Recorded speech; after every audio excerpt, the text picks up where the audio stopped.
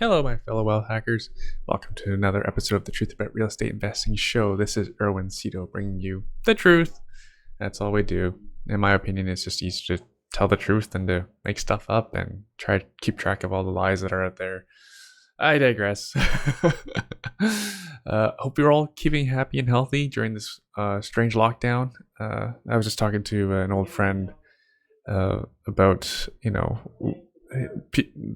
the thing about the pandemic is people said that we're in this together. And I actually saw someone posted on Facebook. I spent too much time on Facebook. How we're in this together, as in like we're all in the same ocean together. But we're all, some people are floating on a life raft. Some people are only have a life preserver on. Some people are on a boat, on a yacht, right? So we're all in the same ocean together, but it's quite different in how we're all able to handle. So hopefully, as a listener of the show, you've progressed in your ability to generate wealth for yourself and cash flow. If not, please continue listening. We have lots of advice on how to do that. Education, not advice. So for all of you who already have hard assets, congratulations. Pat yourself on the back. Let your families know that you got them taken care of. And on to this week's show. By the time you're listening to this, my family and I were living in a hotel. Nothing bad happened. It would have been an Airbnb, but unfortunately the operator canceled our stay. It's a shame because we had booked the Airbnb prior to the lockdown announcement on January 12th. But I don't think the operator knew, so they canceled our stay. Hopefully they don't mind because they lost probably something around $2,000 in rental income. So instead, we're staying at some huge multinational hotel chain. Thankfully, my realtor, me, is paying to put us up in a hotel while our house is for sale.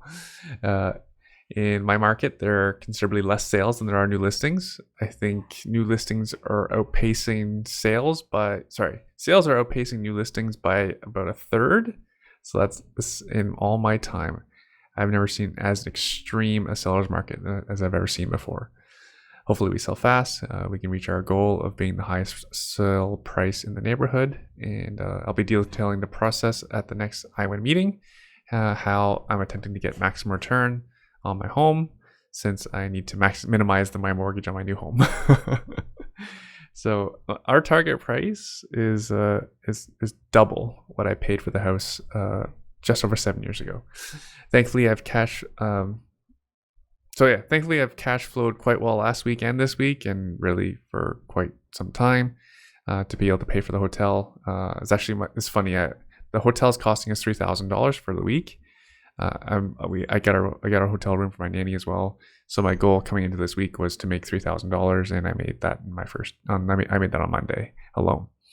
I do have one more free Stock Hacker Academy demonstration coming on Thursday, January 28th, 8 p.m. Eastern Standard Time. My apologies for talking about stock hacking so much. It's honestly just changed so many lives. The truth is I've cash flowed more in January. At this time of recording, it is January 21st. I've cash flowed almost $40,000 Canadian this month so far. And that is way more money than I cash flowed in all my real estate portfolio last year. Of course, my portfolio is in Ontario where it's highly unaffordable. Anyways, and it's not just me. My client, Robert Watson, was texting me last week, and he texts me almost every day. He's been averaging 5,000 Canadian for the last 6 weeks. Actually, now 7 weeks because he already did 6,000 this week as well. The truth about real estate investing is my bankroll is almost entirely funded by real estate. I would imagine the same for Robert as well, because again, the truth is he is my real estate client for the last 7 years. And as you'd expect, my real estate clients have done exceptionally well. He bought his first house on the first day I met him 7 years ago in Hamilton, and he's bought several more properties after that. And at the time, his plan was his only retirement plan at the time was just to get his kids through university debt free. He will easily accomplish that, and now his plan is to retire in 2 years. Not bad. From zero retirement plan to now planning to retire in 2 years. Pretty cool. Personally, when people have a consistent, repeatable way to make money, I get interested in learning more. If you'd like to learn more about real estate, the number one investment strategy, which is legal basement apartments, you can register at our next free training on legal basement apartments at www.investortraining.ca. We are still your 4-time Realtors of the Year for investors. That real estate is for wealth building. For cash flow, from my experience, it's stock hacking.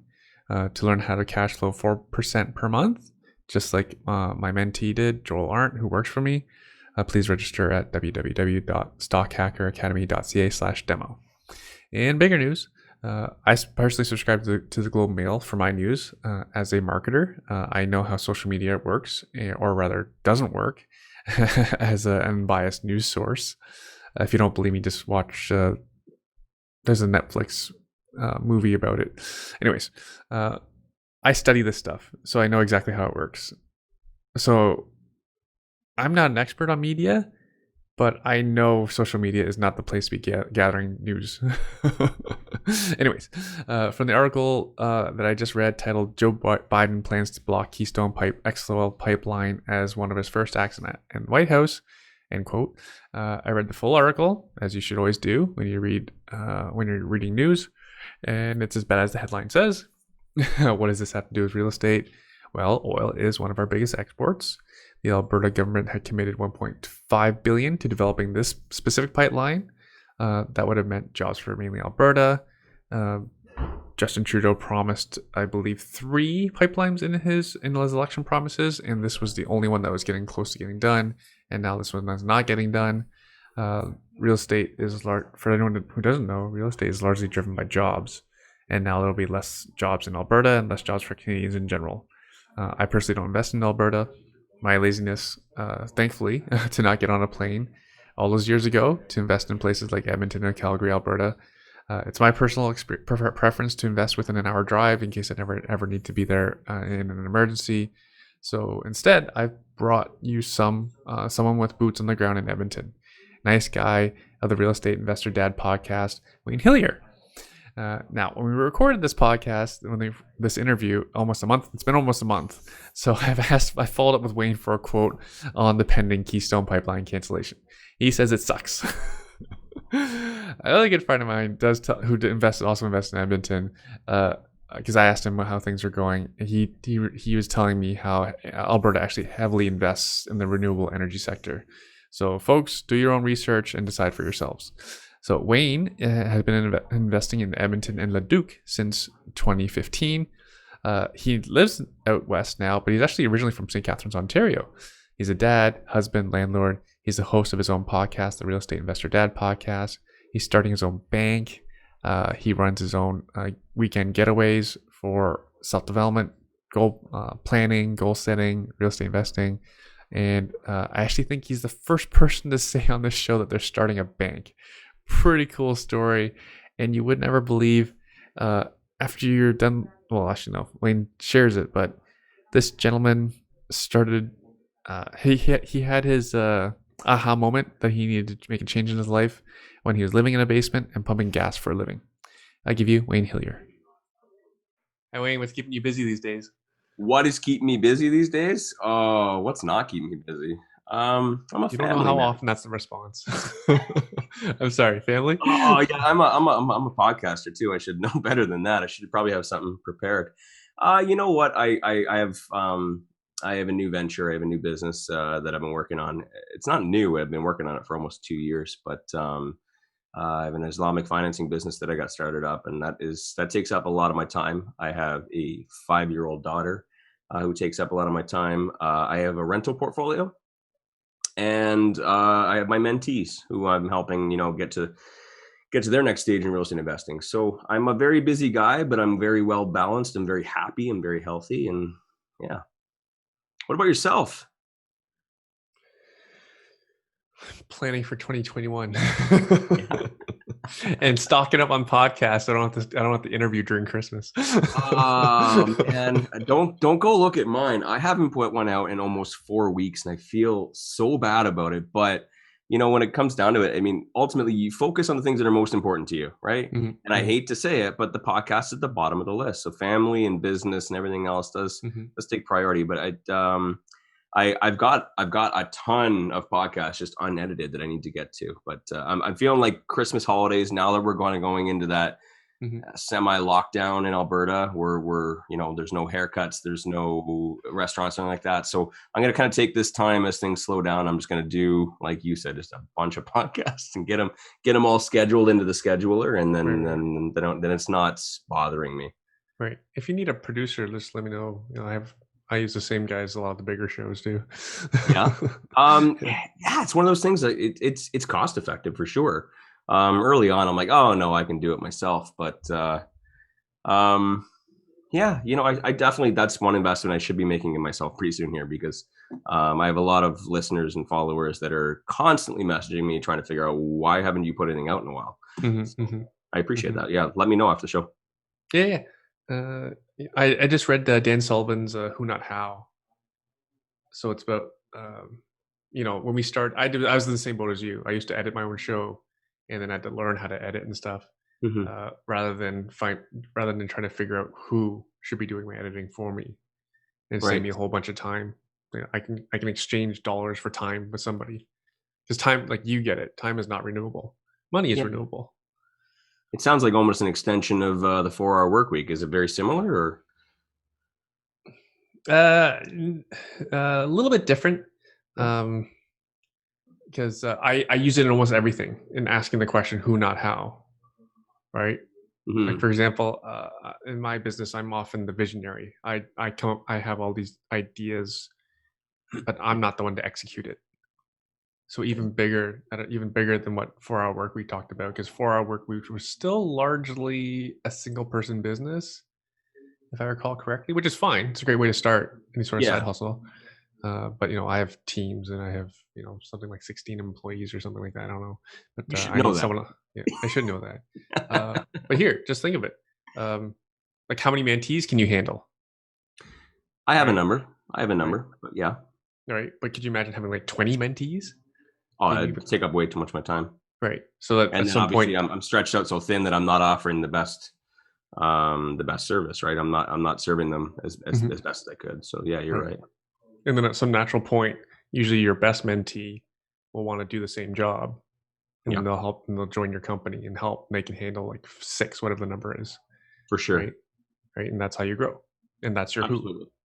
It's not how do I handle 20 mentees? Yeah. It's who will help me handle a number of mentees so that I can grow and help more people. I'm making notes already from my own from my own I'm interview. sorry, this is your show. It's just the it's actually Russell Westcott that told me, like, he's a top 5 book, Yeah. Who Not How by Dan Sullivan. Who not how. I am writing that down, and everyone who's listening should be writing that down too. It's a I did the audio book because the author does the reading, and it's not that long. It's not that long. But I just find myself saying it all. I have had, and my whole team's reading it now, so just so we're on the That's same page. that's good, because yeah, I love audiobooks, but I hate listening to audiobooks where the author isn't reading it. You know what I mean? Hmm. It's some guy on the staff, and he's just not as enthusiastic about it. Hmm. Hmm. Yeah, be careful. Be careful with Bitcoin standard then. It's a dry subject. It's a dry subject. But no, let's hear about this Islamic financing, because okay, so for the listeners' benefit, I believe it's people who practice this faith. They're not allowed to pay interest or lend for interest. Is that Uh, is that the problem that you're solving? that's the basics of it. Obviously, there's a lot more to it. There's a lot of acts that are forbidden in the Quran, and because of that, in order to honor your faith, interest is forbidden. Like I said, among other things, but because of that, and I learned this through my contractor. My contractor reached out to me and asked me if I would ever consider doing Islamic financing, because he knew I was into creative real estate and strategies and rent to own and that kind of stuff. And I'm like, what the heck is that? Yeah, you've and, asked everyone, and now you're coming to me, aren't you?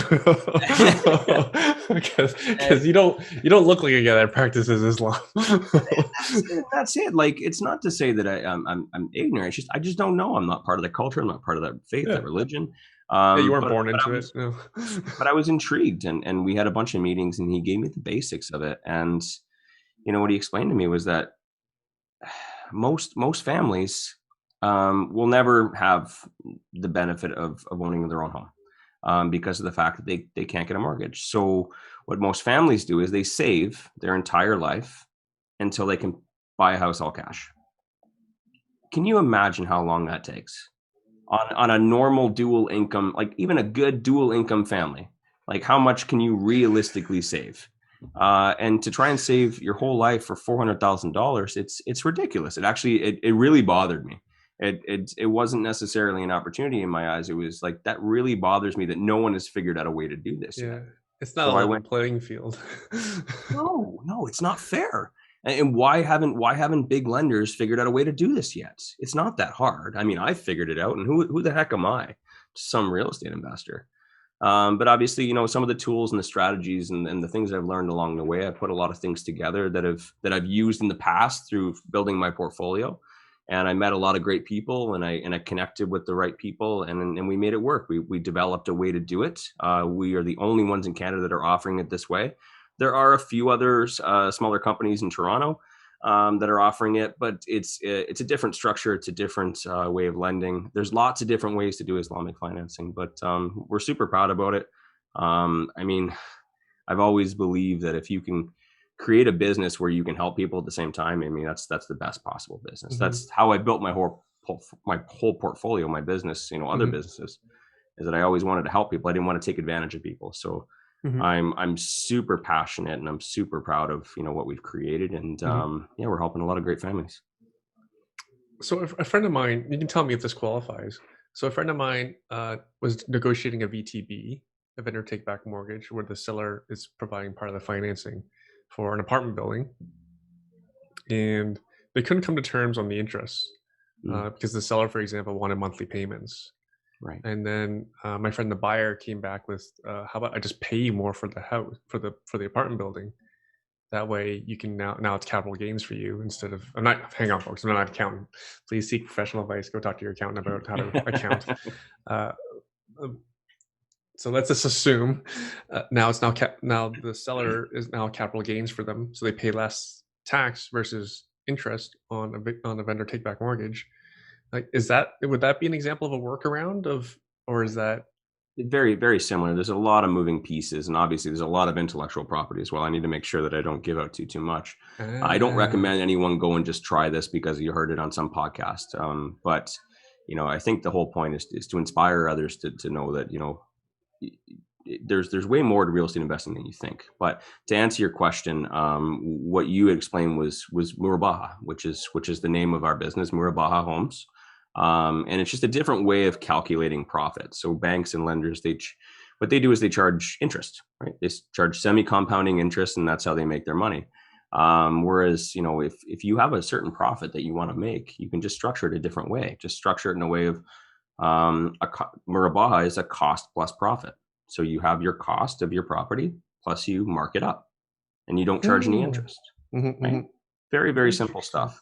Well, I say it's simple, but there's a lot of it. There's a lot more to it.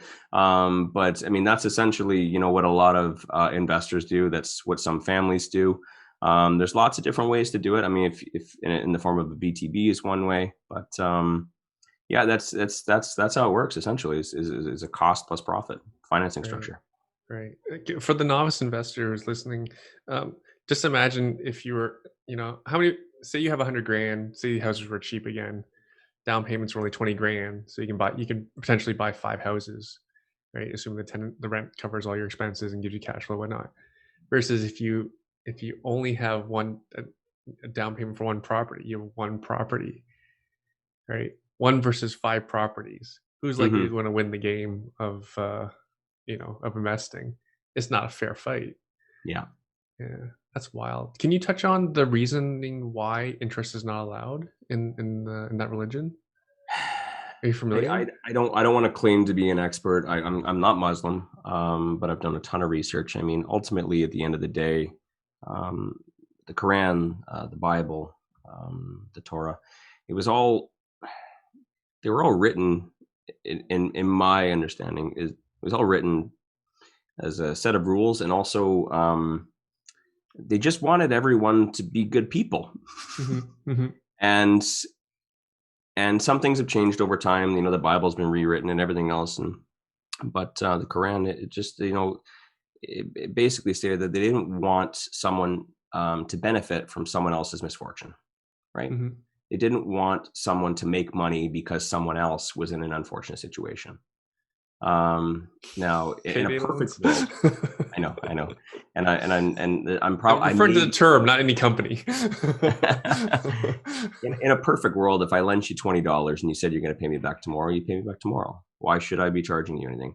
And if you do need it for a little bit longer, and it's a disbenefit to me, or not a benefit to me and a benefit to you, then we'll work out something where you say, I'll you lend me 20 and I'll give you 22 back. That's cool. That's great. But sneaking in semi-compounding interest and stuff like that, where you're, the way that it's calculated, basically, it's terrible in this industry. Everyone buys a house and they're like, yeah, I got my beautiful house. And they sign a mortgage contract. They don't read it. You have no idea what any of it is. And that's kind of it. Like you should be open and transparent about what it is that you're doing for someone. If there's rules, they should know it.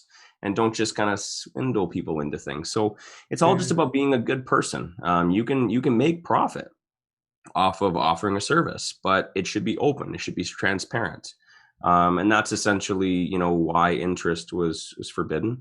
Really? I won't go any deeper into that because, like I said, I'm not an expert, but that's why we structured it in a way that it honors the Islamic faith. So now people can actually own a home. Like it's sorry, man, it really bothers me. It really bothers me that, like, you would not believe how many people apply. Like the demand is crazy. There's so many people who are saving, and they have large amounts of money that are just, they're struggling. Well, there's just no other options, and there are a few companies, and they're taking advantage of people. It's a really sad situation, but we're glad that we're able to help. Right.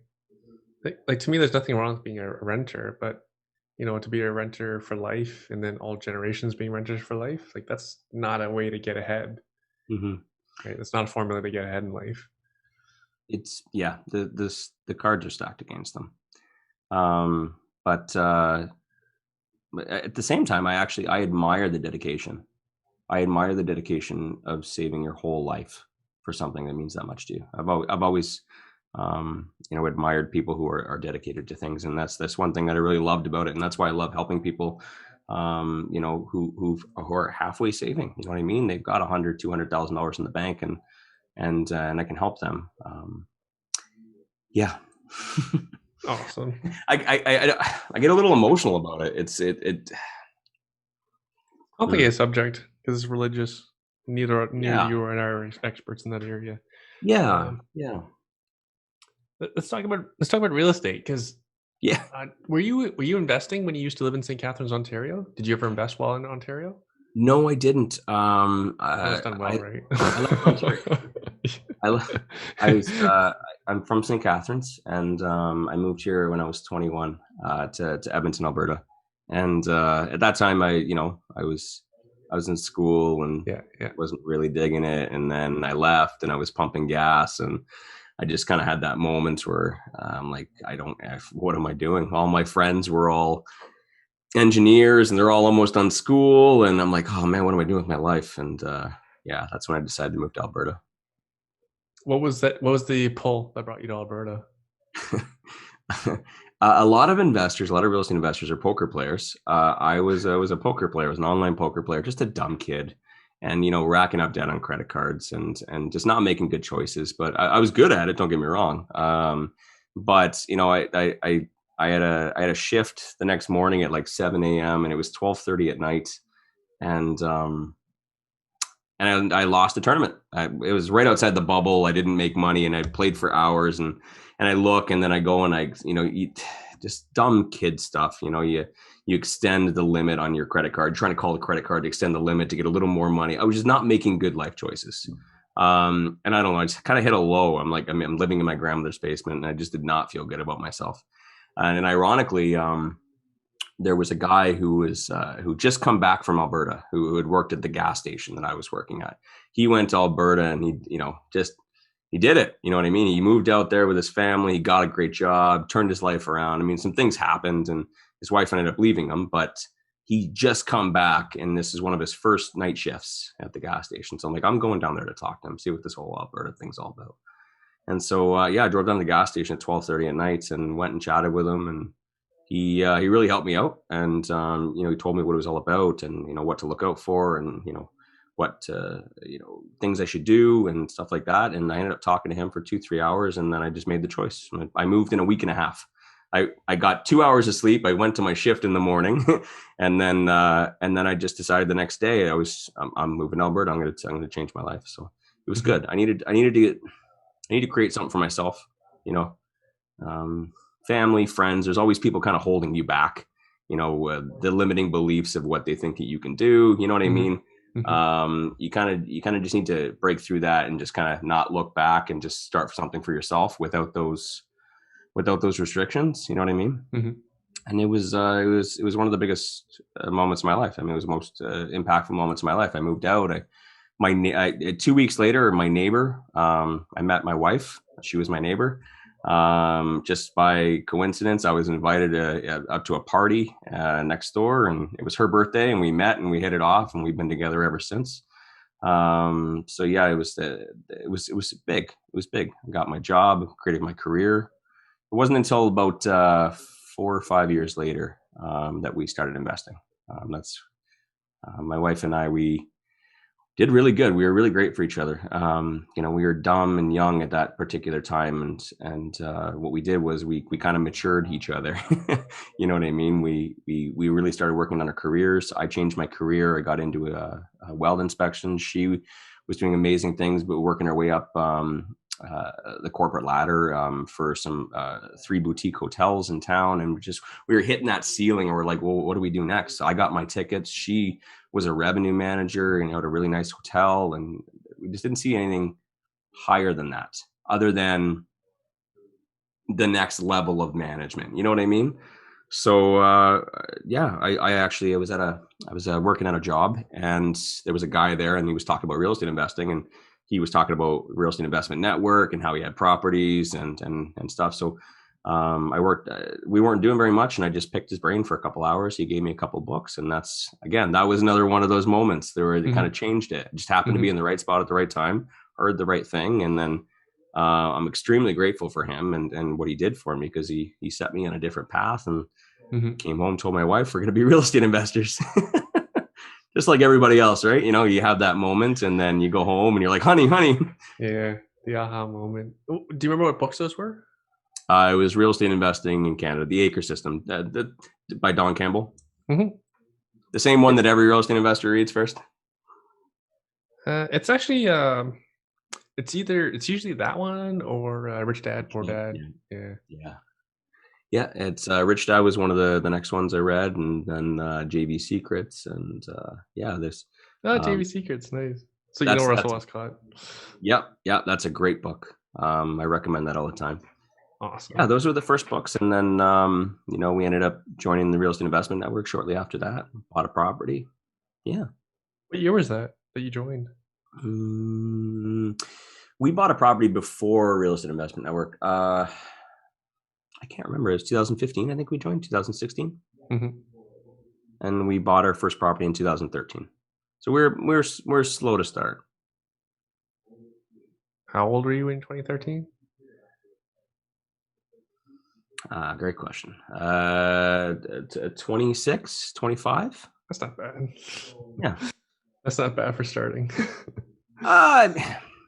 You always in their late 30s who start in their late 30s. They wait until they have kids and they get a little bit older, but they're not that the kids are in school, so they can it's not as hardcore parenting. You always look back and you think, oh man, why didn't I do this sooner, right? Because I had another moment along the way where things, you get that one property, you go to that one seminar, that one coach that just changes everything, and then just huge success, rapid success. With that first one, it was slow, and then it took us some time. We're trying to figure out how to get the next one. How do we save? What the heck is joint ventures? How do you raise money? That kind of stuff. Yeah. So we hit a bit of a roadblock there, just trying to get to the next step, but we got through it. I promise you another aha moment when I drag you into stock options.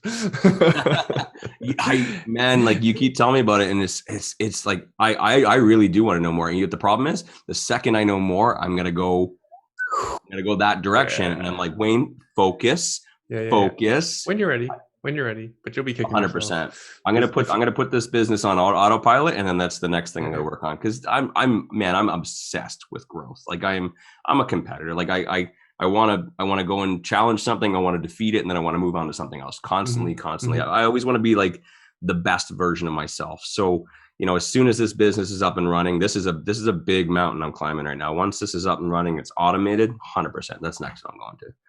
And I'm not That sure that if it sounds so. helps. My friend who is Muslim says that margin is okay. That's Margin's my okay. friend's opinion. And I don't know if he's an expert. That's his opinion. It's not my opinion. I don't want to make any claims to defend anyone, but it really comes down. It's sad. It comes down to terminology, right? So it comes down to the way that it's structured. But it is important to a lot of people. It is, especially if it's an impediment to you doing what you want. I lost where I was going. So okay, tell me about that first investment property in 2013. It wasn't good. What was it?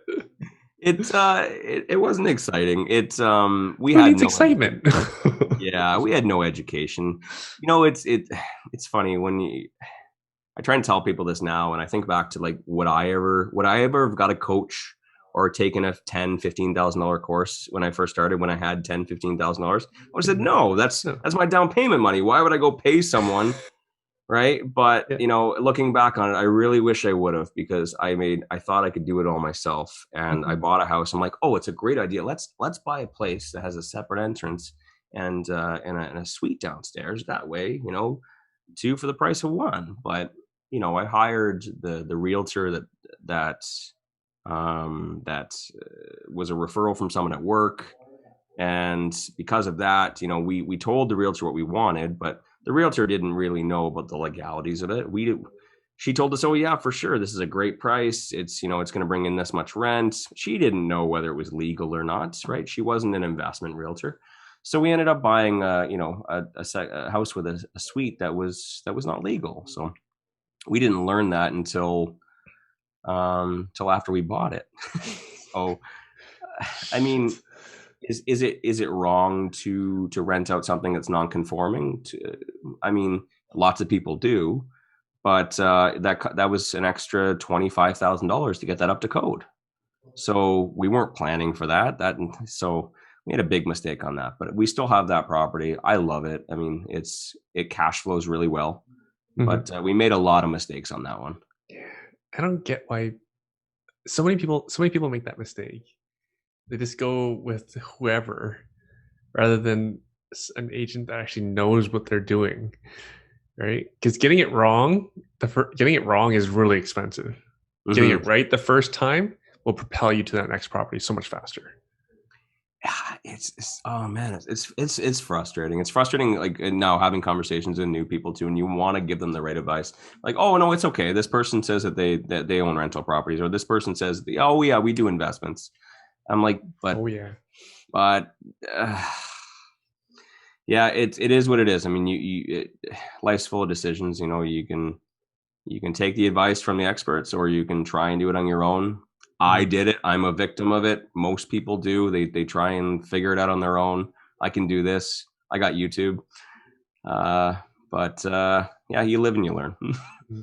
The show will be on YouTube. We're going to steer everyone the wrong direction. So did the property worked out after you had a surprise $25,000 renovation? Yeah, I mean that we overpaid for it at that point. Oh crap! Yeah, it was overpaid for. You know what I love about that property the most is that I did everything wrong. The way that I financed it, putting 5% down, I moved into it. Right, I did a little bit of house hopping, I like to call it, where you move into a house and then you live in it, for a while, year, 2 years, whatever, and then you buy another home and you move into that home, right? And it's obviously you don't want to endorse this strategy, but a lot of people do it to take advantage of only having to put 5% down. Lots of people ask that question. So I did that, and that was a big mistake, because when you leverage yourself that much at 95% loan to value, the mortgage payments are higher. So it didn't cash flow as well. I mean, just everything, the tenants that we put in at the beginning, and the area we bought it in, the things that I said I would finish, all the things that I said I would repair that I didn't repair. It's just every possible wrong thing. And then our market went down slightly, right? So that property's dropped 15% approximately. It's gone down. What I love the most about it is that with all those things that I did wrong, I still made money on it. Still, right? And that's what I love about real estate is that you have to really, really effing try to lose money. If you buy in a good market, it's mortgage pay down. So long as the house doesn't depreciate more than the mortgage pay down, you're gonna break even. It still cash flows. It pays us after repairs and maintenance and vacancy. It pays us money every month. So I like that property. It's a reminder that's why I love real estate. It didn't make as much as it should have, but it didn't lose money. It's a good investment. So now, how's that first property compared to the types of investments you're doing? Your investments you're doing now? They're legal now.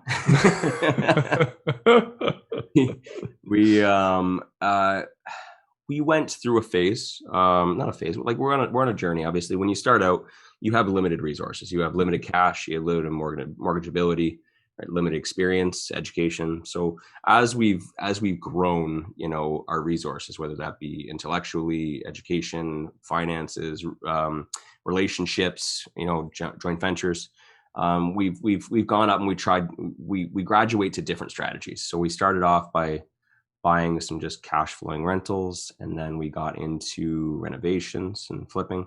Then we got into adding secondary suites and doing BRRRRs. And then we started learning how to use creative strategies. Like in Alberta, it's very popular in Alberta is agreement for sales. We took a course on that, and we really ran with that. So that there enabled us to start buying properties for zero money down, where the seller would carry the financing. So that was huge. That right there was actually what really took us off. And ultimately, that's my main favorite strategy now, is the agreement for sale strategy, and then also rent to own as well. Because I mean, if you can utilize having the seller carrying the financing and also getting into it for less than 20% down, I mean, it's huge. It's a huge opportunity. And you combine. Okay, let's dig into the strategy. Yeah. Okay, so I think we have a few listeners from Ontario, so they've probably never seen an agreement for sale. Right, it's confusing. Do you agree? Can you explain the difference between agreement for sale and agreement of purchase and sale? So agreement of purchase and sale is pretty much what everyone does here in Ontario, at least. I'm guessing it's like a purchase contract, isn't it? Yeah, it's what realtors traditionally use, right? Yeah. I've never seen a realtor holding an AFS, an agreement for sale. Just my own experience. I'm familiar. I'm familiar with them because I probably know the person that I know the people that teach this. I'm a big Ron LeGrand fan as well. So that's where a lot of Ontario investors really get confused, because they're like, what do you mean a purchase contract? How do you use a purchase contract? What agreement for sale is more popular in Saskatchewan, BC, and Alberta. But what it is essentially is the seller keeps the mortgage and the title in their name. They've got their mortgage contract with their terms, their amortization, their interest rates, everything else. And what they do is they give you a separate contract that is completely separate from that.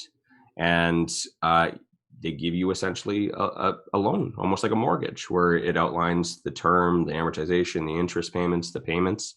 And what you do is you make payments to them, and then they make payments to their underlying mortgage. So in a very basic example, if the seller had a mortgage on a house, say the mortgage for $300,000 at 3% interest over 30 years, and their payment was $1,200 a month, they would give you the exact same terms, 300,000, 3% over 30 years, $1,200 payment. So I make my $1,200 payment to them, and then they make their $1,200 payment to their mortgage lender. So their mortgage goes down at the exact same pace and rate as ours. So in essence, we are getting the mortgage pay down. So it's a really cool way to help sellers out. I mean, there's lots of different ways you can help sellers where this would benefit them. And it's great for us because obviously, you know, you can negotiate the terms of you know, the down payment, the interest rate. There's so many different creative ways you can use this. What's the reasoning for the seller selling? Typically motivation, right? I don't like using the word desperation, but motivation. A great example is maybe, you know, they just bought a house, and this is the example that I normally target. They just bought a house less than a year ago, and they locked into a 5-year fixed term with their mortgage lender. And as you know, lenders, if you're in a fixed term, typically they won't charge 3 months interest penalty. What they'll charge is an interest rate differential. So it's a calculation that they use to determine essentially how much interest they lost by you canceling early. And if you break your mortgage term early in a 5-year term, say in the first year, the penalties are ridiculous. We're talking $20,000, $25,000. Right. So you can imagine a family who just bought their dream home, but something happened, right? COVID-19, oil, you name it in Alberta, we've had it. So, you know, they're stuck in a situation where they bought a house and assuming it's worth the same or a little bit less, you know, you call your realtor, there's no equity to pay a realtor, right? The realtor's going to be like, it's your mortgage is equal to what you owe. And they call their bank and say, I'm going to be selling the house. And the lender says, okay, but it's a $25,000 penalty. Plus legal fees. Family's in a really, really bad situation, right? It's a really awkward situation because they can't do anything. Their only option is to rent. And, you know, they probably didn't buy that rental, or probably didn't buy that home with the intent of renting. So will the market rent cover those expenses? Probably not. So, you know, if they lost their job and they got no options, they can't pay the mortgage payment, they're in a real pickle. So that's why we're able to come in and offer, hey, I can take over your payments and take this off your hands. Right. And then, you know, us as real estate investors, you know, sophisticated real estate investors, you know, we have the expertise, the education in order to turn this lemon into lemonade, essentially. You know, you can utilize things like rent to own. We can turn it into a rental property. It might be negative cash flow, but at the end of the day, for me, I mean, I got into it for zero money down.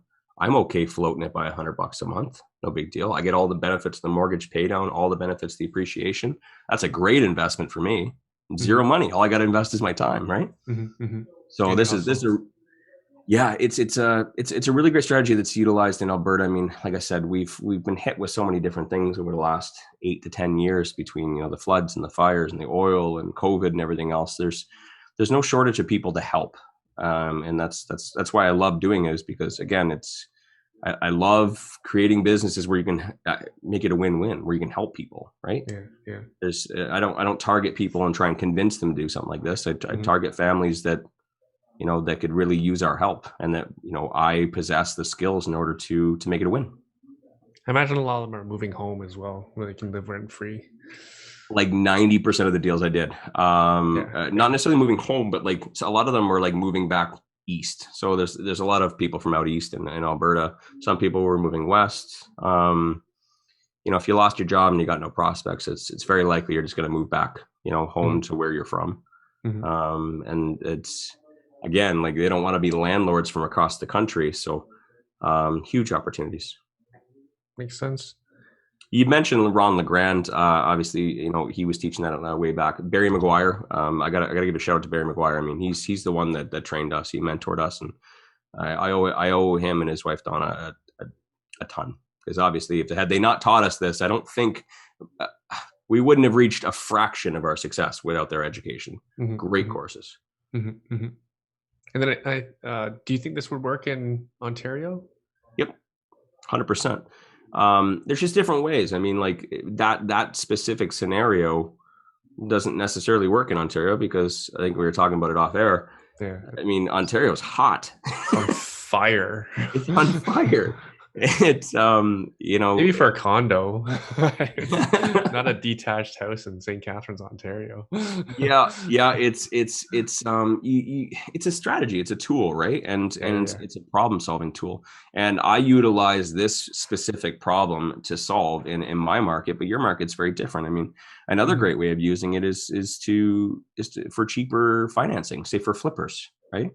A lot of flippers and investors, they look for VTBs, and typically VTB, the seller would have to have equity in order mhm, to lend you, right? mhm, But if you can imagine, instead of going and getting a private loan for 10, 15%, right? Private financing to do your flip, mhm, imagine asking the seller, hey, instead, would you mind carrying the financing for me for 3 to 6 months mhm, at your super low 2 or 3%? Can mhm. you imagine the savings?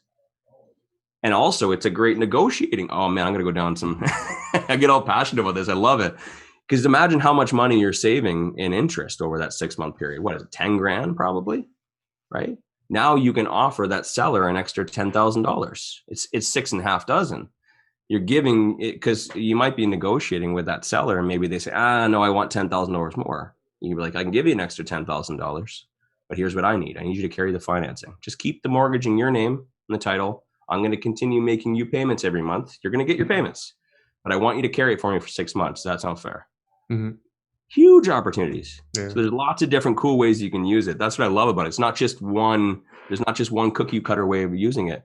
I've Mhm. developed so many different cool ways of using this strategy, not only for buying but for selling as well. There's so many cool.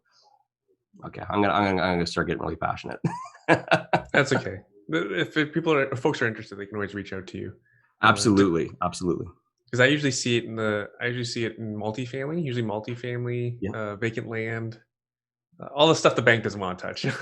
yeah. It's not that the bank doesn't want to touch multifamily. It's just usually the investor needs it. Usually needs the VTB, and also what seller doesn't want to try to sell for a higher price, Absolutely, right? absolutely. This, And you touched on the fact that the bank didn't want to touch it, and the reason, actually, agreement for sale is a very old strategy from like the 50s. It was used when banks were required 50% down, right? So back in the day, before all the insurance and everything else, and World War II, and everyone became it's a birthright to have a home, so everyone could get insured mortgages. The banks used to require a lot of money in, like 50% down, and because of Mhm, that, most families couldn't afford it. mhm, So that's where they got creative, and they created that agreement for sale contract where the seller could be your bank essentially, mhm. Yeah, and not have to actually have the equity. right, right. Very, very cool stuff. Right. Yeah, I see similar examples in like, for example, like I was looking at buying a timeshare, for example. If you go on GG and look for timeshares, there's lots of people who have no more need for the timeshare and they don't want the negative cash flow anymore, the negative Mhm. outflows every year, the commitment, the maintenance fees, especially if they're not able to use it. So it's kind of the same thing. Like like the seller is no longer able to use the home. Might as Yep, well get someone else to take over the payments. Right. absolutely, Right. absolutely. Mhm. Good stuff. And then before we were recording, we were talking about you. You have do you call them coaching clients or mentees? And also, we had Mike Rosehart on the show not that long ago. So his Yeah, mentees live in his basement. Is that your yeah. case as well? No, no, I don't think my wife would like that. But by the way, very cool stuff. I love the stuff that Mike does. He's fantastic. I don't like the word coaching. I don't know. Maybe it's just the way I don't. It's used a lot.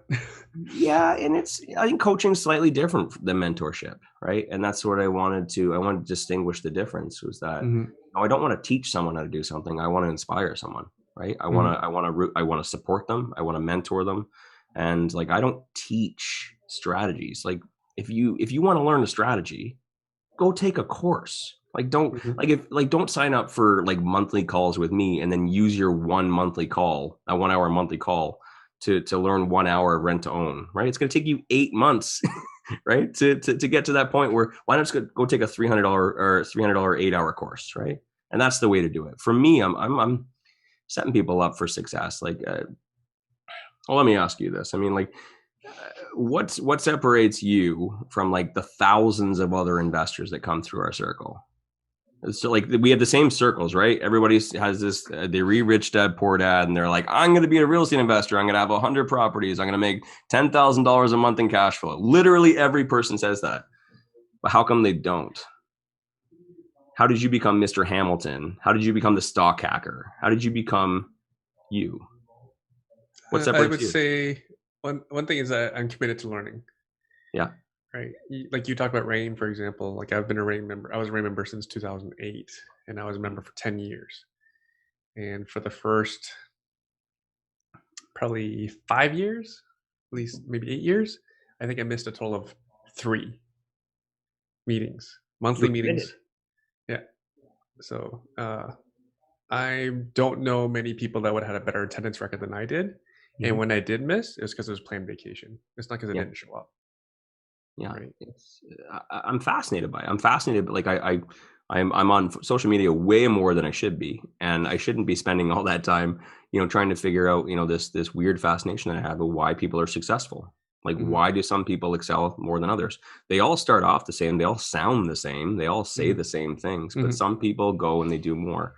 And to be honest, I think that some people have a more strong why than others. Like it's vision. It comes down to vision. That's what I figured out. And I didn't want to become a coach. Lots of people asked me if I coach them, and I said no. I'm not gonna. I don't think it works. Mm-hmm. The only way that I'd do it is if I'd structure it in a way that I think it would actually be successful.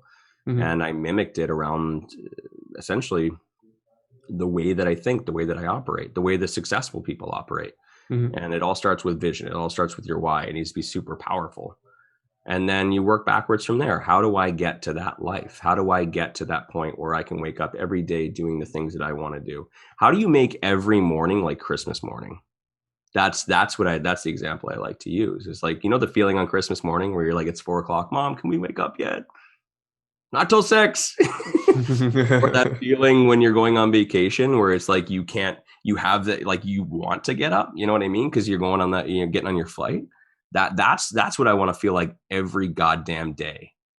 And I think if you have a strong enough why and it's believable and you have a good roadmap and a plan, I feel like that's what keeps successful people on their path. So their why, something that drives them, right? Mm-hmm. And then, I mean, along the way, it's really good too to try and figure out a way to feel like that along the journey as well. It's not necessarily about just getting to that point 20 years later where you live in that nice house and that nice car. Ooh, I feel good about my morning. I want to live that way every day. So I mean, that's what my mentorship is all about. Is about figuring out that vision and then focusing in on exactly what needs to be done in order to get there. So reverse engineering it, and then inspiring, right? Inspiring the hustle, inspiring people to do those little daily actions every day in order to get them to that. That's pretty cool.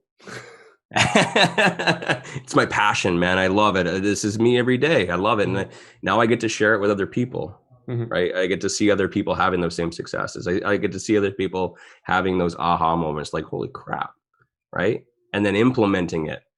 And then just like, yeah, just watching people's growth is just, oh man, it's Mm-hmm. the eighth habit, right? That's what Stephen Covey, said, and he had the 7 habits of highly effective people. The eighth habit was contribution.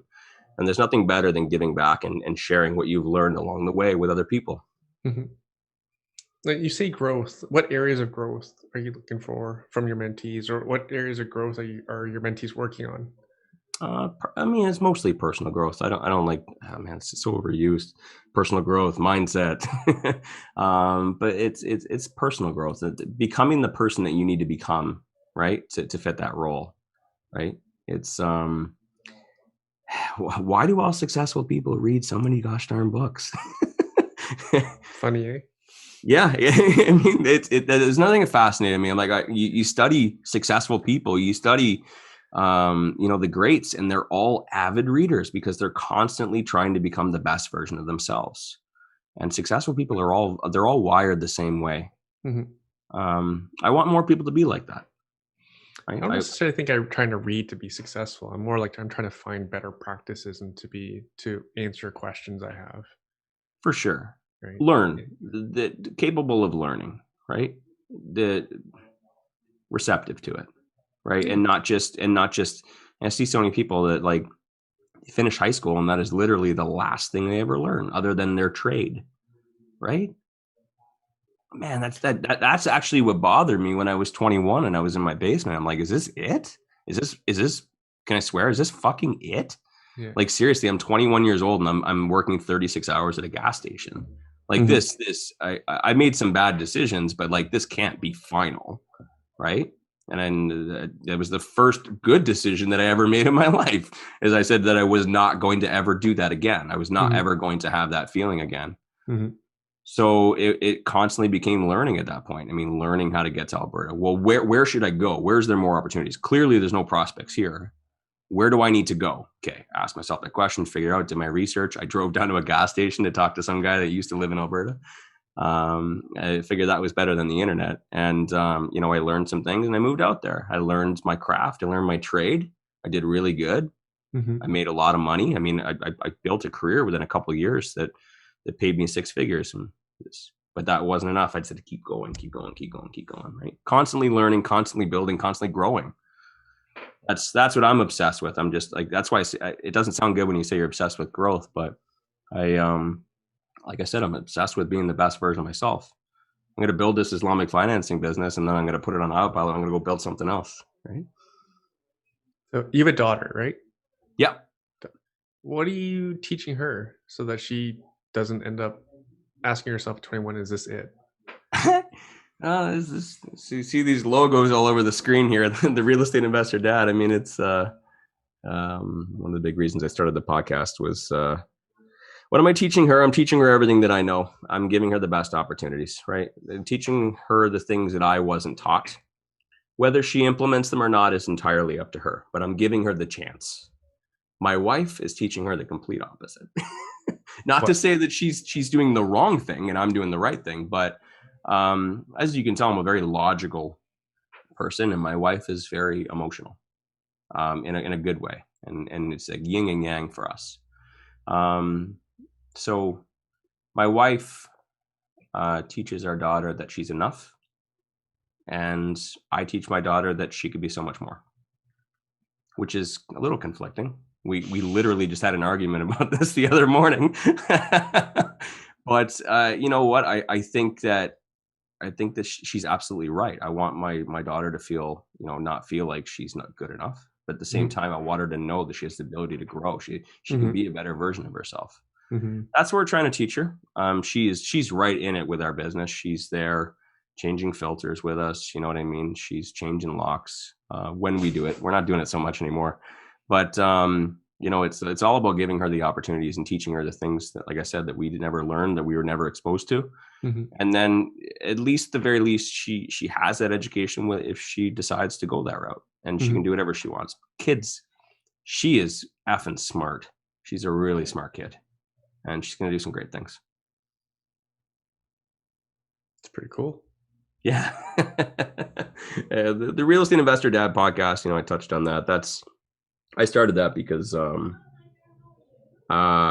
you go into any real estate investment group or webinar or a meeting or anything along those lines, events.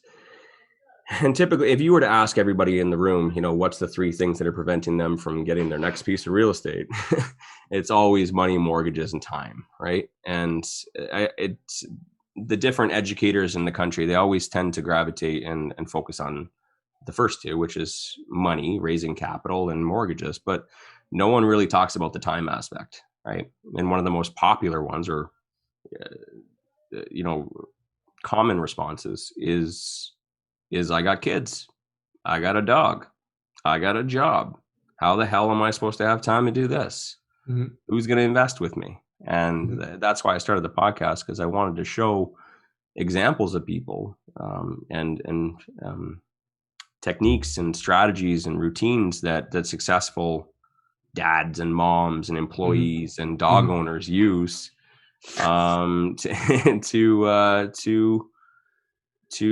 to win, right? It's for every excuse that I hear, I can name you 3 to 5 people that have the exact same excuse and they have overcome. And so the podcast is an education platform, but it's also to inspire to show that other people have done it too. And the logo is a cute little cartoon logo of myself and my daughter. one of our renovations. But yeah, I'm super proud of that.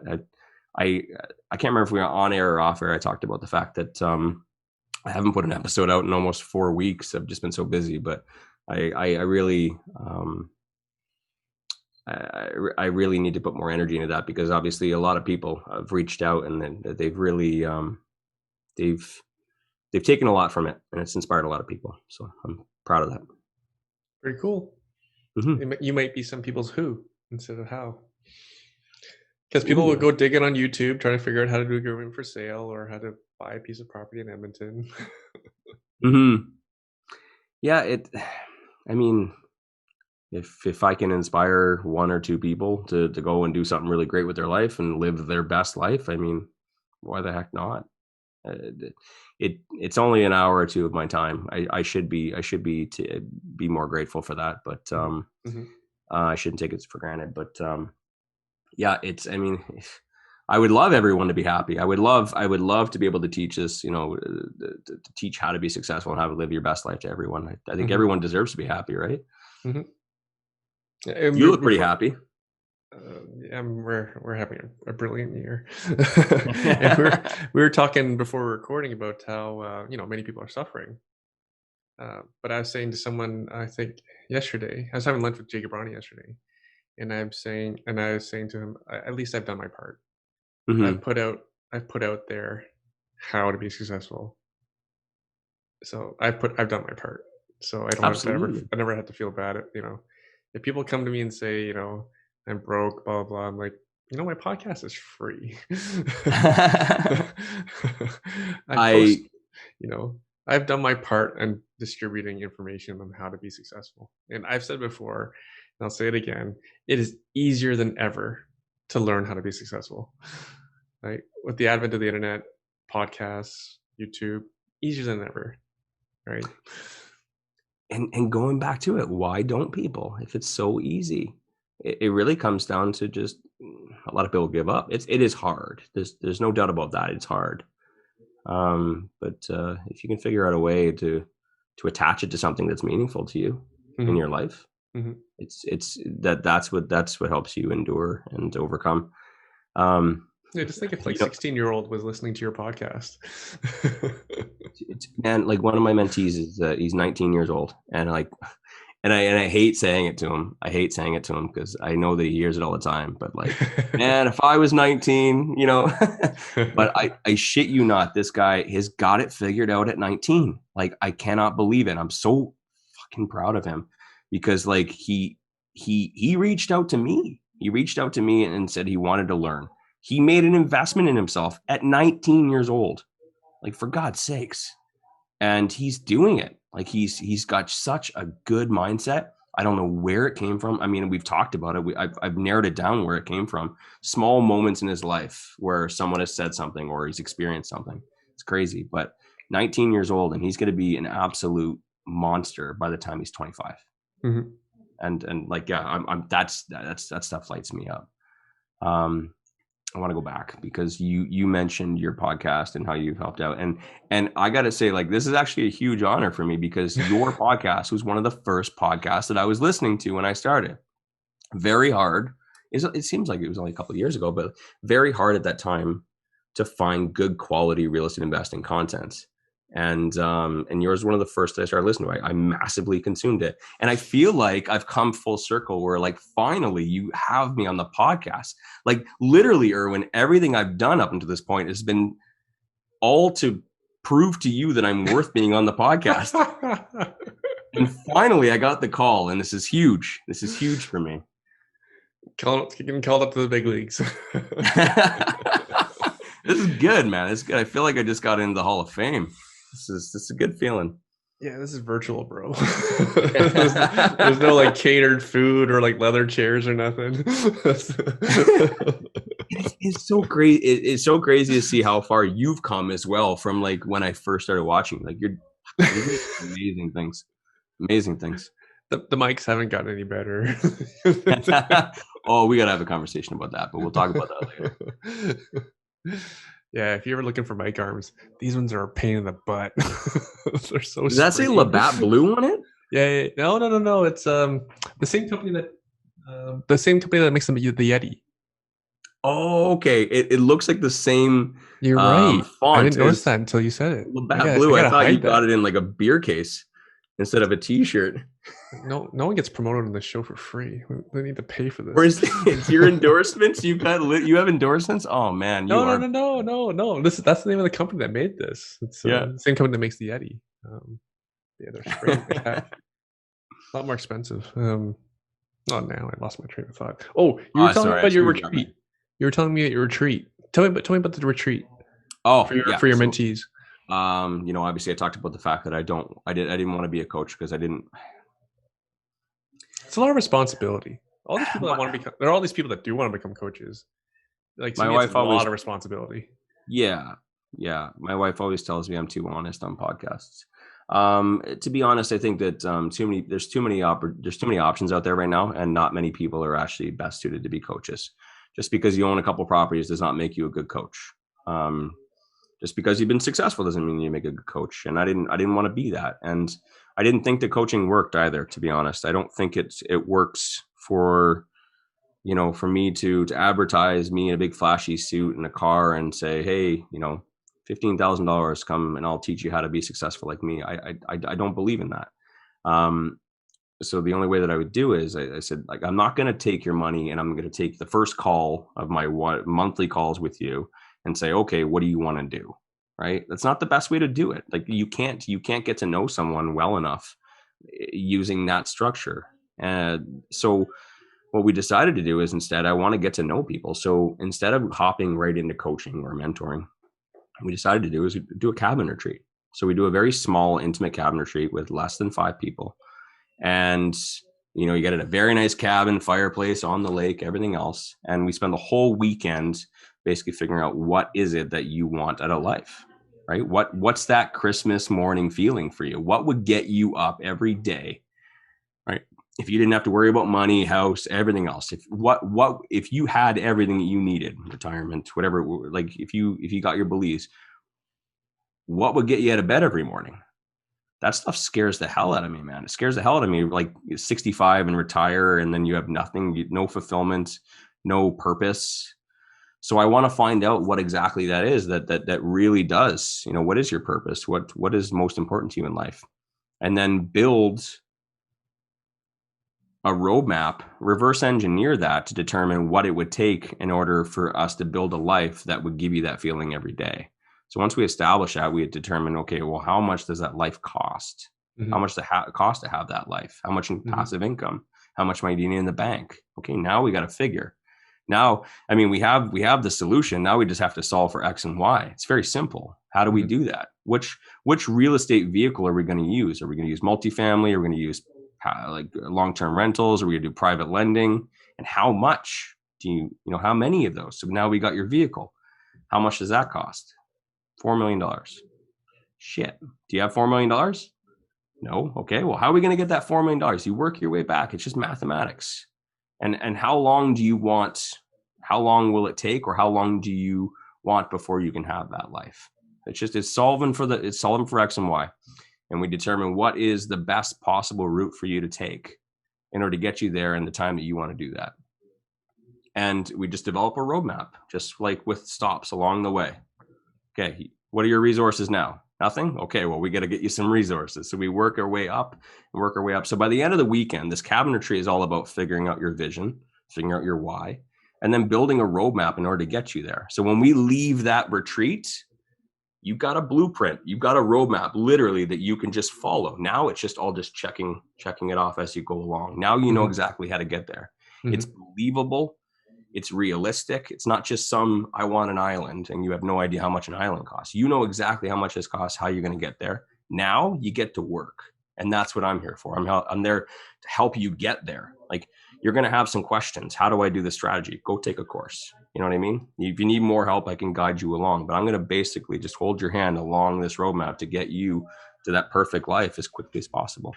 That's why we do a cabin retreat. And then we do 6 months of mentorship after that. I'm not going to lock people into 12 months, 6 months. And if the value is there, if you got everything that if the value is there and you've got everything you needed from the retreat and the mentorship is working, then we can continue on. But I want to make it affordable as well. I mean, that's the last thing. Sorry, I'm rambling on, but I don't like the big $15,000 course. I remember when I was starting out, that was why would I pay $15,000 when? So I want to make it affordable as well. I want it to be realistic. Affordable and small.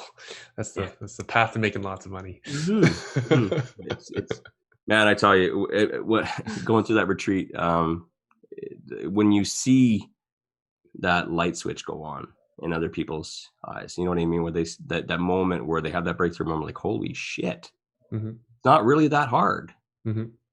Right? It's achievable. That belief, you know what I mean? That belief that it can happen.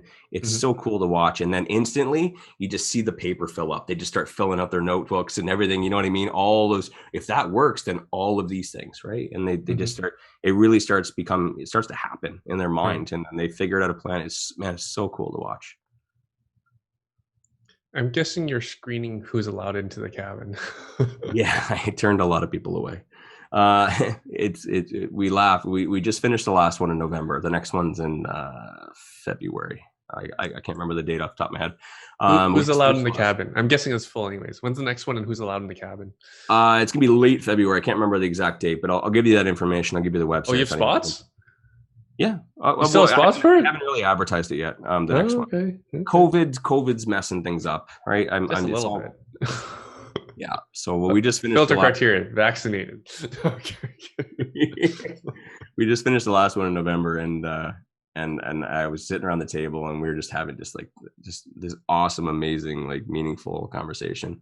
And I said, man, I am so glad that all you guys showed up, because like it's funny, like one negative person in the room could totally ruin a retreat. Oh, yeah. I mean, one person at the end of the table saying, yeah, but what if, could totally ruin the moment. So I am very selective. I want to find people who want to learn, who really want the best for their life. And normally I can tell. I'm a pretty good judge of character. I can tell the talkers from the walkers. And I turned a lot of people away, but the retreat and the mentorship is for people who are actually going to do it. And like I said, I'm a pretty good judge of character. I almost want to ask, who's this for? Who is it not for? Complainers. No complainers allowed. Okay. It's as simple as that. I don't even think I need to go any further than that. No negative people. It's life is full of decisions, man. It really comes down to it. It's full of decisions. You make good ones and you make bad ones. Like, if you make good decisions, you'll have a good life. And you make a decision, you stick with it, of course. You don't just make a decision and then not do it. But some people make bad decisions, and some people like to blame other people for. But I mean, ultimately, it's at the end of the day, it's your decisions that determine your life, and it's not anyone else's fault. It's not the government. It's not COVID. It's not everything else. I'm having a terrific year. You're having a terrific year. I'm sorry for the people that are not having terrific years. If the terrific year because of maybe health and other things and their job and everything else, but you are fully capable of building something for yourself. You're not reliant on your employer. You're not reliant on the government. There is more opportunities now than there have ever been in the history of humans. So you can't complain, because there are opportunities. You can make better decisions. And I'm sorry for people that are suffering, but that's my belief. I believe that you can make the best out of your life. I just showed you how. I just ripped off pretty much, my whole content for my weekend. I mean, of course, there's a lot more inspirational quotes and stuff like that, and me and everything else. I'm there, but I just told you exactly how to do it. Like, go and re-listen to the last 15 minutes. It'll change your fucking life. I swore a lot. You can bleep me out. I apologize. I get passionate. I don't even know what the rule is on that. These podcasts are so unfiltered. Like, it's not like YouTube. Yeah. Good call. Good call. Wayne, where can folks find out more about you, more about your retreat? The internet. Oh, really? Not messenger pigeon? Is there a website for this internet? Obviously, it's like my investments business is Prairie Home Investments. You can find that on Facebook and Instagram. How do you spell that? Prairie Home Investments. Prairie, sure. Yeah, but just look me up personally. My name is Wayne Hillier, as indicated, and yeah, Instagram, Facebook. To be honest, I should be more active on the other platforms, but obviously the podcast as well. The Real Estate Investor Dad. Some great education and content there. Erwin was a guest last year, earlier I've heard this of that year. guy. Total douchebag. Yeah, it's and I will get more episodes out. I apologize to everyone listening that's been asking. I'm gonna make When we're done recording, I'll share with you my podcast producer. that would be amazing. Thank you. Awesome. Wayne, thanks for doing this. Thanks for being so open and sharing. Congrats on all the success. Dude, it's been my dream for the last 7 years.